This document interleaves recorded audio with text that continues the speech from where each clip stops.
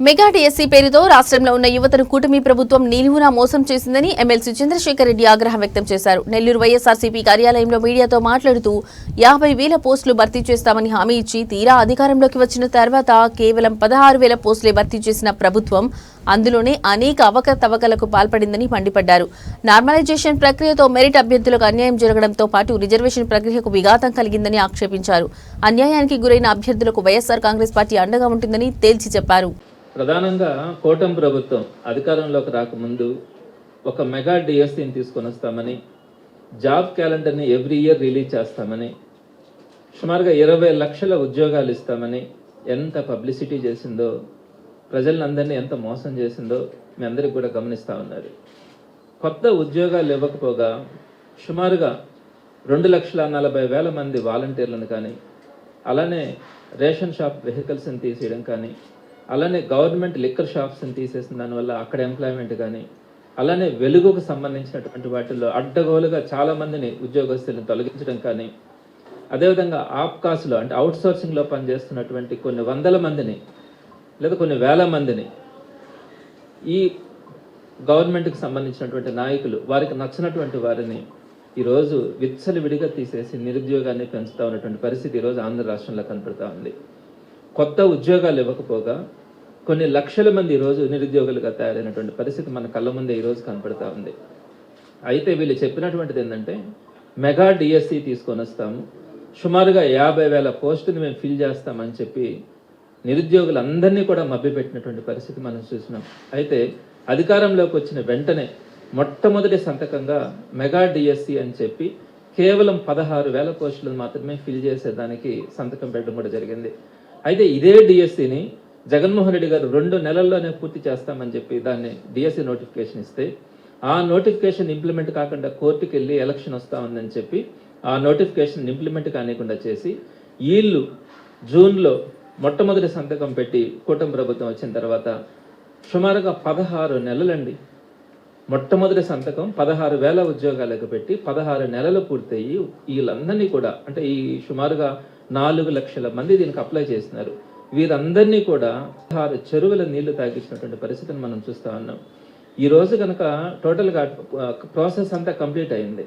రేపు appointment orders తీసుకోమని చెప్పి చెప్తా ఉన్నారు.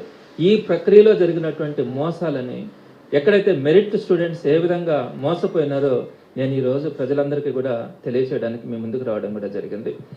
ఎక్కడ కూడా పరీక్షల నిర్వహణలో అన్యాయం జరిగింది, అవకతవకలు జరిగినాయి. ఆ తర్వాత సెలక్షన్స్లో అదేవిధంగా జరిగినాయి. అదేవిధంగా రేపు అపాయింట్మెంట్ ఆర్డర్స్ ఇస్తూ ఉంటే అపాయింట్మెంట్ ఆర్డర్స్ విషయంలో కూడా ఎంత అవమానిస్తూ ఉన్నారన్న విషయాన్ని కూడా నేను మీ దృష్టికి తీసుకురావడానికి ప్రయత్నిస్తాను. ఇక్కడ మొట్టమొదటి సంతకం జూన్ 4వ తేదీన వీళ్ళు పెట్టిన తర్వాత మళ్ళీ వీళ్ళే కోర్టుకి కేసు వేయించడం కానీ, మరలా ఇంకొకసారి టెట్ నిర్వహించాలనడం కానీ, ఇవన్నీ కూడా ప్రాసెస్ని డిలే చేయడం. దీంతో పాటుగా ఎగ్జామినేషన్ సిస్టమ్ నుండి డిఎస్సి ఎగ్జామినేషన్ సిస్టమ్ని 22 సెషన్స్ పాటు జరిపినారు. 22 సెషన్స్ అంటే మామూలుగా పక్కన తెలంగాణలో కానీ ఇటీవల బీహార్లో కూడా డిఎస్సి నోటిఫికేషన్ ఇచ్చి సుమారుగా 1,00,000 మంది ఉద్యోగుల్ని వాళ్ళు సెలెక్ట్ చేసుకున్నారు. అందరూ కూడా సింగిల్ డేలో కంప్లీట్ చేసేసినారు ప్రాసెస్. అలాంటిది మన దగ్గర సుమారుగా 22 సెషన్ల పాటు ఎగ్జామ్స్ని సుదీర్ఘంగా నిర్వహించినారు. ఈ విధంగా నిర్వహించిన దానివల్ల మెరిట్ స్టూడెంట్స్ అంతా కూడా ఈరోజు మోసపోయినారు. మెరిట్ స్టూడెంట్స్కి అన్యాయం జరిగిందన్న విషయాన్ని కూడా నేను ప్రజల దృష్టికి తీసుకొని వస్తా ఉన్నాను. ఎక్కడ ఎటువంటి ఇబ్బందులు జరిగినాయంటే ఫస్ట్ పాయింట్ ఏంటంటే సిబిఎస్ఈ పిల్లకాయలకి అంటే 10th క్లాస్ స్కూల్ ఎడ్యుకేషన్లో సిబిఎస్ఈలో చదివినటువంటి వాళ్ళకి డిఎస్సిలో డిఎస్సిలో మన స్టేట్లో ఫస్ట్ టైం వాళ్ళకి ఎలిజిబిలిటీ తీసేస్తున్నాం అని చెప్తున్నారు. అదే సిబిఎస్ఈ చదివిన వాళ్ళని టెట్ రాయించినారు. టెట్ ఎందుకు రాయిస్తారు? డిఎస్సి కోసం ముందుగా టెట్ రాసుకుంటారు. మరి టెట్ రాసి వారందరినీ కూడా ఎలిజిబిలిటీలోకి తీసుకొని తీరా డిఎస్సి రాయాలనేటప్పటికి సిబిఎస్ఈ చదివే వాళ్ళు అనర్హులు అని చెప్పినారు. ఇప్పుడు దాకా ఎక్కడా కూడా లేదు, ఏ కంట్రీలో కూడా, మన స్టేట్లో కూడా ఇప్పుడు దాకా డిఎస్సికి సిబిఎస్ఈ చదివిన వాళ్ళు అనర్హులు అని చెప్పినటువంటి పరిస్థితి ఇక్కడే కనపడుతుంది. దానికి కారణం ఏం చెప్తారు? వాళ్ళు ఫస్ట్ లాంగ్వేజ్ వచ్చి ఇంగ్లీష్లో చదువుతా ఉన్నారు, సెకండ్ లాంగ్వేజ్ తెలుగులో చదువుతా ఉన్నారు, కాబట్టి సిబిఎస్ఈ చదివే వాళ్ళు అనర్హులు అని చెప్పినారు. పాపం వాళ్ళు మేము టెట్ కూడా మాకు ఎలిజిబిలిటీ ఇచ్చినారు కదా, టెట్ రాసినాము, మేమంతా కూడా ఎలిజిబుల్ అయినాము, మరి డిఎస్సికి వచ్చేటప్పటికి ఎందుకు మమ్మల్ని అంతా కూడా మీరు అనర్హులుగా ట్రీట్ చేసి డిఎస్సి రాయకుండా ఎందుకు చేస్తా ఉన్నారంటే వాళ్ళ మొర ఆలకించినటువంటి పరిస్థితి కూడా కనిపించలే. వారు ఈరోజు ఎంతో ఆశతో టెట్ రాసి చదువుకొని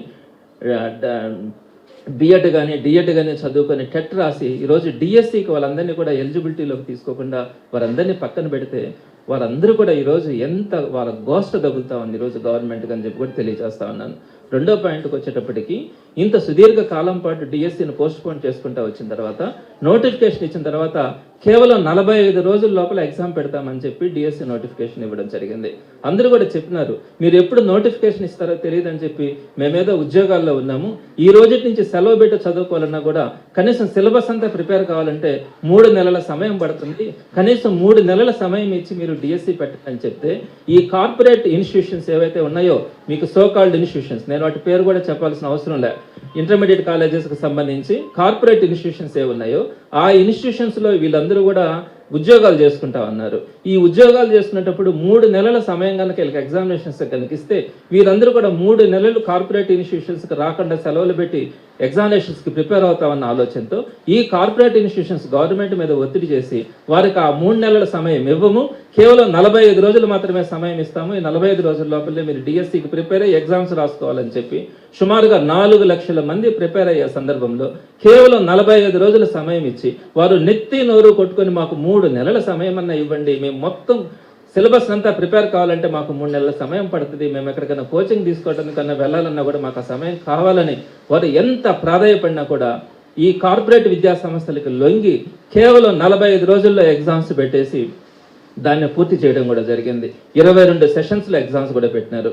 అదేవిధంగా ఇంకొక ప్రధానమైనటువంటి ఇష్యూ, వీళ్ళు 22 సెషన్స్లో ఎగ్జామ్స్ పెట్టినారు.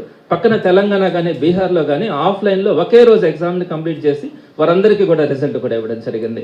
మన దగ్గర 22 సెషన్స్లో ఎగ్జామ్స్ పెట్టిన దానివల్ల నార్మలైజేషన్ అనే ఒక ప్రక్రియను తీసుకొని వచ్చినారు. ఎప్పుడు కూడా మన రాష్ట్రంలో ఎన్నో డిఎస్సీలు జరిగినాయి, ఏ డిఎస్సీలో కూడా ఎలాంటి ప్రాసెస్ లేదు. ఈ నార్మలైజేషన్ ప్రాసెస్ వల్ల ఎంత అన్యాయం జరిగిందన్నది నేను మీ దృష్టికి తీసుకొని వస్తా ఉన్నాను. నార్మలైజేషన్ ప్రాసెస్ అంటే డిఫరెంట్ సెషన్స్లో ఎగ్జామ్స్ జరుగుతూ ఉంటాయి. ఒక సెషన్స్లో యావరేజ్ మార్క్స్ తగ్గొచ్చు, ఇంకొక సెషన్లో యావరేజ్ మార్క్స్ పెరగచ్చు, వేరే పేపర్లు ఇస్తాయి. దానికి ఏం చేసినారంటే తక్కువ యావరేజ్ వచ్చినప్పుడు ఈ పేపర్ కష్టంగా ఉంటుంది, అందుకని యావరేజ్ మార్క్స్ తగ్గినాయని చెప్పి వాళ్ళ ఇష్ట ప్రకారం వీళ్ళకి మార్కులు గవర్నమెంట్ పెంచేసింది.